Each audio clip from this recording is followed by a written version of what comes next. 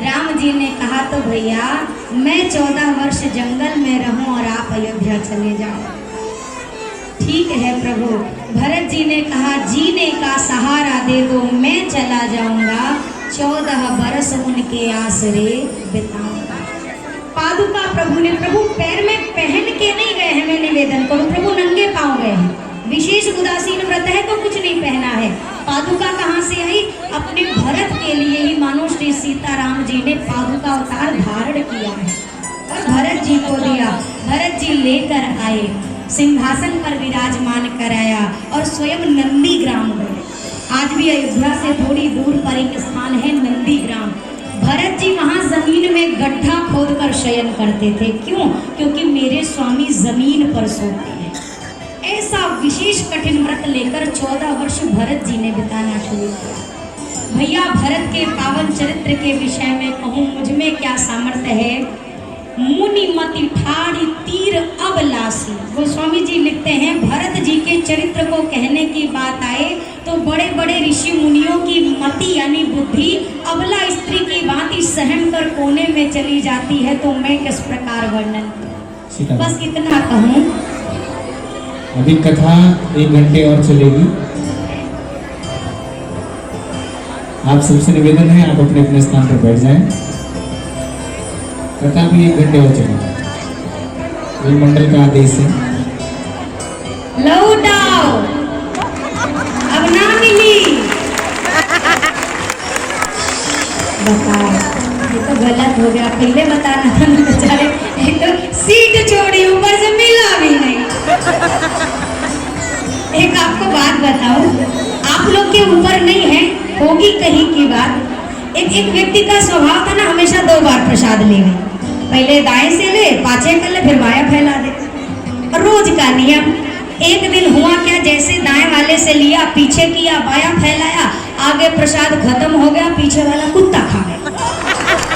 ना घर में के रहे ना घाट के रहे। तो अब या तो 1 घंटा खड़े रहो, हमको का करो। बोलिए सियावर रामचंद्र की जय। तो भरत भैया तो वापस आए हैं, जैसा कि अभी निवेदन किया। मैं आपसे बार बार एक चीज की चर्चा कई बार करती आई हूँ और शायद कुछ लोगों को लगे कि ये बात दीदी पहले बोल चुकी है, फिर से कह रही है। क्योंकि आप पूरी कथा का अगर सार निकालने बैठेंगे तो इसके अलावा आपको कुछ नहीं मिलेगा। प्रेम, विश्वास और त्याग, मानस इन्हीं चीजों से भरा है। अच्छा, शत्रुघ्न भैया उनका जिक्र आया है कहीं? तो क्या शत्रुघ्न भैया का त्याग नहीं है? बोलिए बोलिए, कहाँ है आप बताइए। इच्छे तो करे हो, कहाँ है? आप एक बात समझिए, कोई वस्तु अगर आपके पास नहीं है और आप उसका उपयोग नहीं कर रहे हैं, ये त्याग की एक छोटी परिभाषा हो सकती है। पर कोई वस्तु आपके पास है फिर भी आप उसका उपयोग नहीं कर रहे हैं, ये त्याग की बृहद परिभाषा है।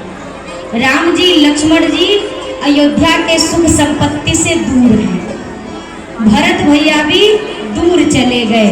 अब बचे कौन? शत्रुघ्न भैया। शत्रुघ्न भैया। मैं तो इतनी ज्ञानी नहीं, पर मैंने संतों से अवश्य सुना है जिस त्याग के साथ ये तीनों भैया जंगल में अपना समय बिता रहे हैं, उतने ही त्याग से शत्रुघ्न भैया महल में रहकर अपना समय बिताते हैं। अगर वहाँ कुश की सैया लगती है तो शत्रुघ्न जी भी यहाँ पर सेज पर नहीं सोते, वो भी घास फूस की सैया डालकर सोते हैं। अगर वहाँ कंदमूल फल खाया जा रहा है तो मेरे 3 भैया जंगल का कष्ट भोग रहे हैं, तो क्या ये पूरा सुख समृद्धि का भोग इस शत्रुघ्न के लिए बना है?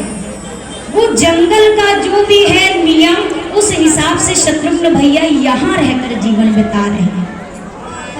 भैया, एक भक्त का स्वभाव ही यही होता है कि राजी हैं हम उसी में जिसमें तेरी रजा है। जो आप कराओ, जो आप रखो, जो आप कहो, ये समर्पण भाव है। और पहले दिन से हम इसी की चर्चा, मैंने आपसे प्रथम दिवस कहा हम प्रेम घाट पर बैठकर कथा करेंगे। कर्म कांड पर हो रही है घाट पर, ज्ञान घाट पर, भक्ति घाट पर, शरणागति घाट पर। हम यहाँ बैठे हैं इस प्रांगण में, रामलीला ग्राउंड में, प्रेम घाट पर।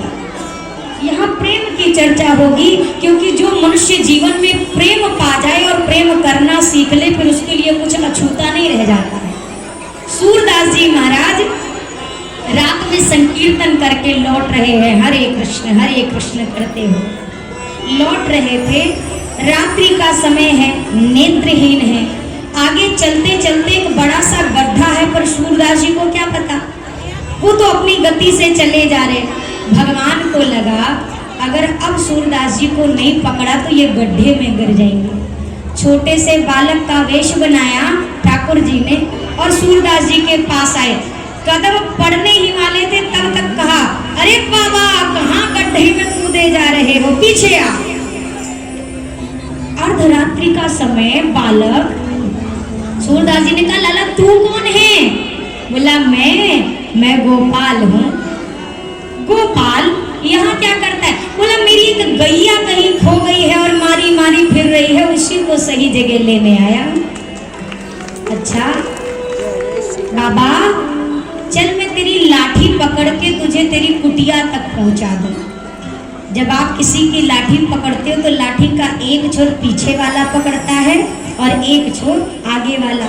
अब कन्हैया आगे आगे और सूरदास जी पीछे पीछे चलने लगे।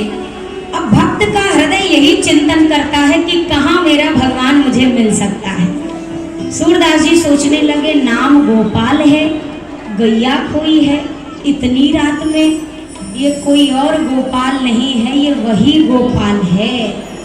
अब सूरदास जी ने छोड़ा, बड़े मुश्किल से तो मिले हो, आज मिले हो तो छोड़ेंगे नहीं, मौका नहीं जाने दूंगा।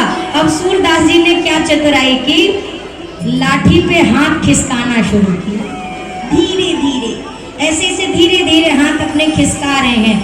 यहाँ तक हाथ पहुंचा था, सोचा जैसे पकड़ूंगा हाथ पकड़ लूंगा। यहाँ तक हाथ पहुंचा तो जो हाथ में हाथ आने वाले थे भगवान गायब, ठाकुर जी गायब। अब तो सूरदास जी ने अपनी लाठी पटकी और जोर से चिल्लाए, कहने लगे, बाण छुड़ा के जात हो निबल जाने के मोही। जानते हो सूरदास अंधा है, देख नहीं सकता, तो हाथ छुड़ा के चल दिए। बाण छुड़ा कर जात हो निबल जानी के मोही, अरे हृदय छुड़ा कर जाओ तो मैं सबल बखानूं। अंधा हूँ, हाथ छुड़ा सकते हो, पर इतने बड़े बलवान हो तो दिल छुड़ा कर दिखाओ तो तुम्हें बलवान मानूंगा। और भगवान कहते यही एक चीज तो है जो मुझसे नहीं होती है, झीनी झीनी प्रेम की डोरी।